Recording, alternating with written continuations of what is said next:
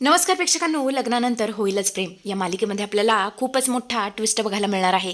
Finally आता पार्थ काव्याला ते काव्यार्थ नावाचं लॉकेट देणार आहे आणि प्रेमाची कबुली सुद्धा देणार आहे. पण इथे मात्र प्रेक्षकांनो, काव्य ते पेंडंट स्वीकारण्यापूर्वी एक खूपच धाडसी असा निर्णय घेणार आहे. पार्थ बोलतो, काव्या अहो काय झालं, तुम्ही जीवाला का घेऊन आलाय? तेव्हा काव्या बोलते, पार्थ देशमुख, मला तुम्हाला एक सत्य सांगायचंय. अशा प्रकारे आता काव्याच्या एका धाडसी निर्णयामुळे रम्याचा सगळा डाव फ्लॉप होणार आहे. तेव्हा आता हे सगळं कशा पद्धतीने घडतं, मालिकेचं समीकरण कसं काय बदलतं, सगळं सगळं बघूया. तर आपण पाहिलं की जीवाला त्याचा पहिला पगार मिळालेला असतो. त्यामुळे पहिल्या पगारातून तो त्याच्या बायकोसाठी काहीतरी गिफ्ट घेऊन येतो. आता तुम्ही ओळखलंच असेल की ते गिफ्ट काय आहे. तर ते गिफ्ट दुसरं तिसरं काही एक नसून साडी असते प्रेक्षकांना. जीवा आता तिला साडी देतो आणि बोलतो, नंदिनी आजवर मी तुला काहीच दिलं नाही, पण मला माझ्या पहिल्या पगारातून तुला काहीतरी द्यायचं होतं. त्यासाठी तुझ्या फेवरेट रंगाची निळ्या कलरची निळी साडी तुझ्यासाठी. नंदिनी घाल नाही साडी, मला बघायचंय माझ्या पैशाने, माझ्या कष्टाच्या पैशाने घेतलेल्या साडीमध्ये तू कशी दिसतेस. मला माझं कष्ट तुझ्यावरती बघायचंय. नंदिनी बोलते, फक्त एकच मिनिट द्या, आत्ता चालय, असं म्हणत असते. चेंज करण्यासाठी निघून जाते.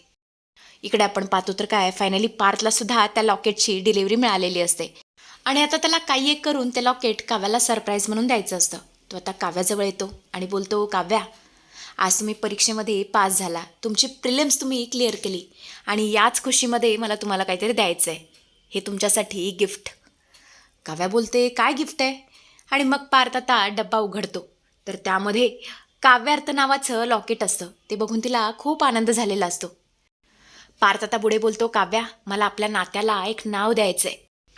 आणि अशा प्रकारे तो आता सरळ प्रेमाची कबुली देऊन टाकतो. काव्या मला तुमची साथ आयुष्यभर हवी आहे. मला आयुष्यभर ही फिसकरणारी मांजर फिसकरायला हवी आहे. तुम्ही आयुष्यभर या बोक्याला स्वीकारायला तयार आहात, सहन करायला तयार आहात का? आणि आता मात्र काव्याला ते पाहून, पार्थकडे बघून काहीच कळत नसतं. ती एकटक त्या नात्याकडे बघत असते आणि कुठेतरी आता तिला सुद्धा प्रेमाची जाणीव झालेली असते. तिच्या चेहऱ्यावर जे हास्य असतं ते आता पार्थच्या सुद्धा लक्षात आलेलं असतं. पण काव्या विचार करते की आता जर मी पार्थला कबुली देते तर हे सगळं निष्पक्ष झालं पाहिजे, ट्रान्सपरंट राहिलं पाहिजे. आमच्या नात्यामध्ये कसलीच लपवाछपवी नाही नसली पाहिजे. आता मला काही एक करून काही एक होऊ दे. या नवीन नात्याची सुरुवात सत्याने करायची आहे. त्यामुळे आज हे पेंडंट स्वीकारण्यापूर्वी मला जीवांचं सत्य देशमुखांना सांगायलाच हवं. कारण आमच्या नात्याची सुरुवात मला खोट्याने करायची नाही आहे आणि मग देशमुख जो काही निर्णय घेतील ना तो मला मान्य असेल. तेव्हा पार्थ बोलतो, काव्या अहो कुठे हरवला? तुम्हाला हे पेंडंट आवडलं नाही आहे का? तेव्हा काव्या बोलते, नाही नाही देशमुख, तसं काहीच नाही आहे. आणि अशा पद्धतीचा काही जो निर्णय असतो तो काव्याने घेतलेला असतो. इकडे आपण पाहतो तर काय, नंदिनी ती साडी नेसून आलेली असते आणि त्या साडीमध्ये ती इतकी सुंदर दिसत असते की बासच. जीवा तर तिच्याकडे बघतच राहतो आणि बोलतो, खरंच ही साडी तुमच्यावरती उठून दिसते. मला मान्य आहे जरा साधी साडी आहे, पण इट्स ओके. माझ्या आयुष्यातली सगळ्यात मौल्यवान साडी आहे ही, कारण या साडीला तुमच्या कष्टाची चमक आली आहे. आणि अशा प्रकारे आता नंदिनी त्या साडीचं खूप कौतुक करत असते. इकडे आपण पाहतो तर काय, रम्या व स्वात्या दोघी आता फुटेज बघत असतात. रम्या म्हणत असते, आई अगं यामध्ये तर ही काव्य आहे आणि हा जीवा इथे कलमडाला कुठे आला? इथे काव्य आहे, जीवा आहे, मग काव्याचा बॉयफ्रेंड कुठे आहे? आणि आता मात्र वसवात्यांची चांगलीच ट्यूब पेटते. ती जोरातच ओरडते, अगं बॉयफ्रेंड जीवा, याचा अर्थ जीवा काव्याचा बॉयफ्रेंड आहे. बाप रे, आता हा धमाका घरी झालाच पाहिजे. तेव्हा रम्या बोलते, नाही आई, आता हा धमाका आपण 16 तारखेला करायचा, तोवर शांत बस. आणि अशा प्रकारे 16 तारखेला धमाका करण्याचा दोघी निर्णय घेतात. इकडे आता काव्याच्या चेहऱ्याचा जरा रंग उडालेला असतो, कारण ती या सगळ्या गोष्टींचा विचार करत असते. पार्थ बोलतो, काव्या काय झालं, तुम्हाला हे पेंडंट आवडलं नाही का? नाही म्हणजे तुम्हाला आपल्या नात्याला नाव द्यायचं नाही आहे का? तेव्हा काव्या बोलते, नाही देशमुख, तसं काहीच नाही आहे, पण मला एक गोष्ट नक्कीच करायची आहे, मी आले. पार्थ बोलत असतो, काव्या कुठे चाललाय तुम्ही? तेव्हा काव्या बोलते, मला फक्त एकच मिनिटं द्या, मी आले. इकडे आता नंदिनी सुद्धा चांगलीच रंगात आलेली असते. ती आता जीवासमोर तिच्या प्रेमाची कबुली देणार, दोघे आता एकमेकात रोमॅन्टिक होणार, तेवढ्यातच तिथे काव्या येते. काव्या आता सरळ जीवाचा हात पकडते आणि त्याला तिकडून घेऊन जाऊ लागते. नंदिनी बोलते, काव्या ग काय झालं, कुठे चाललीयस? तेव्हा काव्या बोलते, ताई मला तुझा नवरा हवाय. आणि हे ऐकून तर नंदिनीला 2 मिनिटं काहीच कळत नाही. ती बोलते, काव्या नक्की काय म्हणायचंय तुला? काव्या बोलते, म्हणजे चुकीचा अर्थ काढू नकोस. मला जन्मेजय यांच्याकडे 2 मिनिटं काम आहे. मी त्यांना घेऊन जाऊ शकते का? एक अर्धा तास काम आहे, परत काम झाल्यावर मी पुन्हा तुझ्याकडे त्यांना घेऊन येईन. तेव्हा नंदिनी बोलते, अगं काव्या विचारतेस काय, घेऊन जा, ते तुझे जिजूच आहेत, जा बरं घेऊन. आणि मग काय काव्या आता जन्मजयचा हात पकडते आणि त्याला पार्थच्या खोलीत घेऊन येते. हे सगळं पाहून पार्थला काहीच कळत नसतं, हा सगळा काय प्रकार आहे.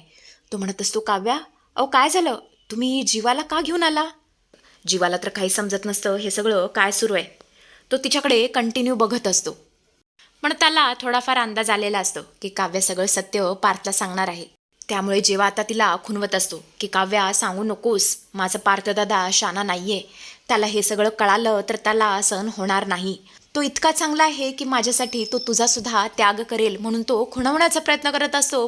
पण काव्याचा निर्धार इतका पक्का असतो की तिला कोणाचंच ऐकायचं नसतं. ती आता सरळ जीवाचा हात पकडते. पार्थ बोलतो, काव्या अहो हे सगळं काय सुरू आहे, तुम्ही काय करताय? जीवाचा हात तुम्ही का पकडलाय? तेव्हा काव्या बोलते, देशमुख आज मला माझ्या आयुष्यातलं सगळ्यात मोठं सत्य तुम्हाला सांगायचं आहे. पार्थ म्हणत असतो, मोठं सत्य म्हणजे तुम्ही माझ्यापासून काही लपवलंय का? बोला ना काव्या. काव्या बोलते, हो एक खूप मोठं सत्य मला तुम्हाला सांगायचं आहे. बरोबर त्याच वेळेला तिकडून रम्या पास होत असते. ती हे सगळं बघते. ती विचार करते, बाप रे, आता जर काव्याने पार्थला सगळं सत्य सांगितलं आणि पार्थने जर या काव्याला माफ करून टाकलं तर माझी सगळी मेहनत वाया जाईल. मी एवढ्या कष्टाने हा पेनड्राईव्ह मिळवला, इतकी महत्त्वाची माहिती मिळाली, हे जर माझ्या हाती दुसऱ्यात कुणाच्या तोंडातून म्हणजे काव्याच्याच तोंडातून खुद्द जर पार्थला कळाली तर तो कदाचित तिला माफसुद्धा करू शकतो. नाही नाही, हे सगळं मला आधी सांगायला पाहिजे. इकडं आता पार्थ म्हणत असतो, काव्य ते सगळं जाऊ दे, मला सत्य जाणण्यात काहीच इंटरेस्ट नाही आहे. मला तुम्हाला पेंडंट देऊन आपल्या नात्याची नवीन सुरुवात करायची. आणि अशा प्रकारे आता तो तिला पेंडंट देणार, तेवढंच रम्या धावत पळत येते. तिला आता सहनच होत नाही आणि ती आता ते पेंडंट आपटून टाकते, फोडून टाकते. हे सगळं पाहून पार्थचं डोकंच फिरतं. तो जोरातच ओरडतो, रम्या हे काय करतेस तू? तेव्हा रम्या बोलते, पार्थ अरे तुला माहीत नाही आहे, तुला माहीत नाही आहे, ही दोघं तुला फसवतायत. तुला माहिती आहे लग्नापूर्वी या दोघांचं अफेअर सुरू होतं आणि मला माहिती आहे तू माझ्यावरती विश्वास ठेवणार नाहीस. पार्थच्या तर तळपायच्या मस्तकाला गेलेली असते. त्याला खूप राग येत असतो. रम्या म्हणत असते, मला माहिती आहे तुला खूप राग आलाय, तुला असं वाटतंय की मला मारून टाकावं, पण माझ्याकडे पुरावा आहे. आणि अशा प्रकारे ती त्याला पुरावा दाखवते आणि बोलते, हे बघ रोज दिलाय, जीवाने तिला रोज दिलाय. आणि आता मात्र पार्थ हसू लागतो आणि म्हणतो, रम्या तू जरा मूर्ख आहेस का? अगं तो रोज ना मीच काव्याला दिला होता. ते गुलाबाचं फूल मीच काव्याला दिलं होतं, जे की उचलून फक्त जीवाने तसं दिलंय. आणि एक लक्षात ठेव, देव न करो ही गोष्ट जर खरी ठरली, जर खरंच या दोघांचा अफेअर आहे हे जर मला कळालं ना, तर मी स्वतःहून माझ्या भावासाठी माझ्या बायकोला सुद्धा सोडून देईन. कारण सगळ्यात जास्त मला माझ्यासाठी माझा भाऊ आहे. आणि हे ऐकून तर काव्याच्या पायाखालची जमीनच सरकते. पार्थ आपल्याला सोडणार या भीतीने तिने जेवढं धाडस दाखवलेलं असतं ते एका क्षणात गायब होतं. आणि पार्थला गमावणार या भीतीने ती आता सत्य न सांगण्याचा आणि सत्य लपवण्याचा निर्णय घेते. आणि अशा प्रकारे आता प्रेक्षकांनो काव्या मूग गिळून बसते. तर असा काहीसा ट्विस्ट आपल्याला येणाऱ्या भागामध्ये बघायला मिळेल प्रेक्षकांना.